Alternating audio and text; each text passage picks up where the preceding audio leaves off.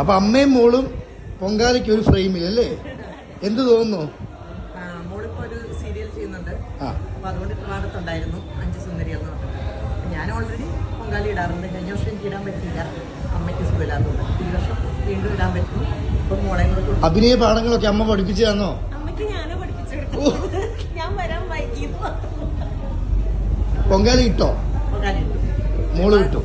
ഞാൻ അമ്മനെ സഹായിച്ചോളൂ. ഞാൻ അമ്മ വിളിച്ചപ്പോ വന്നതാണ്. വീട്ടിൽ സഹായിക്കുന്നൊരു മോളാണോ? സഹായിക്കുന്നൊരു മോളാണോ? പറയാൻ എന്നാലും കുഴപ്പമില്ല, ജോലി ഉണ്ടായിരുന്നു. മറ്റേ റവന്യൂ ഡിപ്പാർട്ട്മെന്റ് വർക്ക് ചെയ്യുന്നു. അപ്പൊ ചേച്ചിയെ സ്നേഹിക്കുന്ന പ്രേക്ഷകരോട് ഒരു പൊങ്കാലാശംസകൾ പറ. എല്ലാവർക്കും എന്റെ ഹൃദയം നിറഞ്ഞ പൊങ്കാലാശംസകൾ അറിയിക്കുന്നു. സത്യം പറഞ്ഞാൽ ഈശ്വരന്റെ ദേവിയുടെ അനുഗ്രഹം എല്ലാവർക്കും ഉണ്ടാകട്ടെ എന്ന് പ്രാർത്ഥിക്കുന്നു. സന്തോഷവും സമാധാനവും ഐശ്വര്യവും ഒക്കെ നിറഞ്ഞ നല്ലൊരു വർഷമായി തീരാൻ നമുക്ക് എല്ലാവർക്കും ദേവിയോട് പ്രാർത്ഥിക്കും. അപ്പം മോളും അമ്മയെപ്പോലെ വലിയൊരു താരമായി മാറട്ടെ.